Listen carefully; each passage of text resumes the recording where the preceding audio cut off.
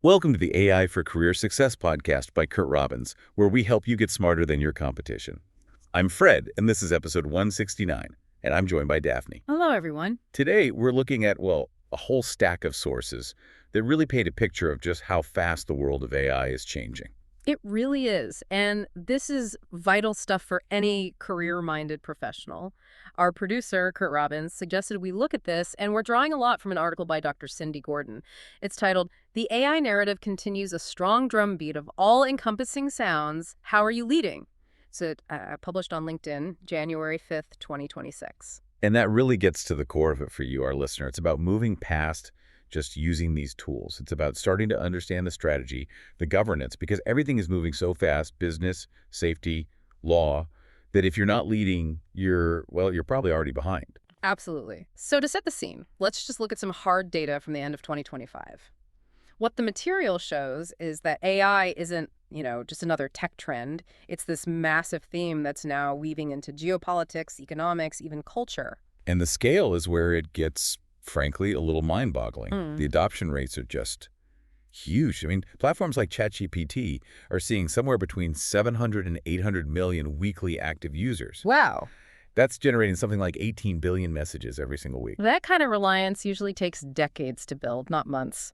And for anyone in a corporate job, here's the stat that matters. Over 92% of Fortune 500 companies have integrated ChatGPT into their actual operating processes. So it's not a toy in the lab anymore. Not at all. It's core to daily operations, and it got there faster than any technology in history. So when a technology gets that big, that fast, Right. What's the immediate career risk? Not the obvious one, but the one hiding in plain sight. It's the decay of information itself. The biggest risk isn't that AI will do your work, it's that it will completely poison the data you used for your work. Dr. Gordon's article uses this really powerful phrase. It says the internet is rapidly becoming a slot pool of wrong information. That sounds pretty bad. Are there numbers behind that? We've hit a critical point. Over 50% of all online content is now AI generated. Okay. And here's the kicker. Over 75% of that content is probably inaccurate. So let me get this straight. If I'm a professional doing a search for, say, market data, I have a coin flip's chance of getting synthetic content. Right. And if I do, it's most likely wrong. Exactly.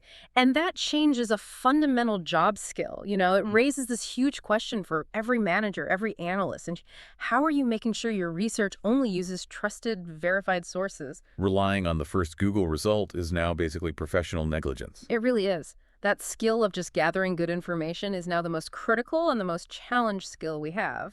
That's a perfect transition from trusted data to, risk. The sources also talk a lot about safety warnings, the need for guardrails. What are the big red flags executives need to see? Well, they're listening to experts like Professor Yoshua Bengio. He gave this statement to The Guardian, and it really got a lot of attention. He was pointing out that these advanced models are starting to show signs of self-preservation. Meaning what? Meaning an ability to evade the guardrails humans put in place and the potential to cause harm on their own. He actually compared them to extra hostile terrestrials. That is extreme language. Is that helpful? Or does that kind of talk just paralyze people who need practical steps, not sci-fi metaphors? That's a great point, and the material backs that up. Regardless of the language, the immediate takeaway for business is clear. CEOs, board directors, they have to ensure that humans are in the loop, always. That humans maintain control and manage the risks for every single AI use case. It's about governance, not panic. Okay, so if corporations need control, what's the government doing? The article gets into this conflict with the new federal policy, specifically President Trump's December 11th executive order. Right, the one called Ensuring a National Policy Framework for Artificial Intelligence. And the goal there seems pretty explicit. Oh, it is. It's global AI dominance through a minimally burdensome national policy framework. Minimally burdensome, so Yeah. less friction, faster innovation. Exactly. And that means challenging state laws that are seen as too cumbersome, which puts states like California and Colorado directly in the crosshairs. And the feds are moving fast on this. This isn't just talk. The EO directed them to create an AI litigation task force within 30 days. To start challenging those state laws. And even more, within 90 days, it directs them to restrict federal funding. Things like the big broadband programs and other grants to target states with those so-called burdensome laws. And this is the central conflict. Because what are the states actually doing that the federal government thinks is so burdensome? If you look at the other side, you see massive activity. Over 38 Democratic states have passed over 186 laws since just 2024. That's a huge number of laws. What are they trying to protect exactly? It's mostly focused on basic human rights. For instance, more than 45 states have laws about deepfakes and digital replicas, to fight identity theft. And the other big area is algorithmic discrimination. Which is just jargon for making sure an AI doesn't unfairly deny you a loan or a job interview or housing. Precisely. States like California, New York, Virginia, they're all leading on that front. So you have the federal government pushing for speed, clashing with states that are pushing for what they see as, basic human safety. It's a legal limbo, Yeah. and it's going to create a lot of complexity and confusion for years. The sources argue these state-level protections are non-negotiable, but alignment is going to take a long, long time. Let's take a brief break for a special message from our producer, Curt Robbins. Hi, this is Curt Robbins. First, thanks for listening. I truly appreciate your support. I want to let you know that I'm currently accepting new clients. My rates are affordable, and I have more than 25 years of experience working for enterprise companies like Microsoft, Northrop Grumman, Oracle, PNC Bank, FedEx, USAA, and Wells Fargo, among many others. If you want to improve your IT documentation and communications, hire me. I deliver fast, know how to use AI to improve efficiency and accuracy, and love going the extra mile to satisfy my clients. Thank you for subscribing and listening. Back to you, Daphne and Fred. Welcome back to the AI for Career Success podcast. Before the break, we were deep in the policy weeds. Now let's pivot to the corporate battlefield, because the competition there is shaping the very tools you'll be using tomorrow. Yes, and the acquisition news from late 2025 tells you everything you need to know about where things are headed. Two deals really stand out. First, Meta buying the AI startup Manus for over $2 billion.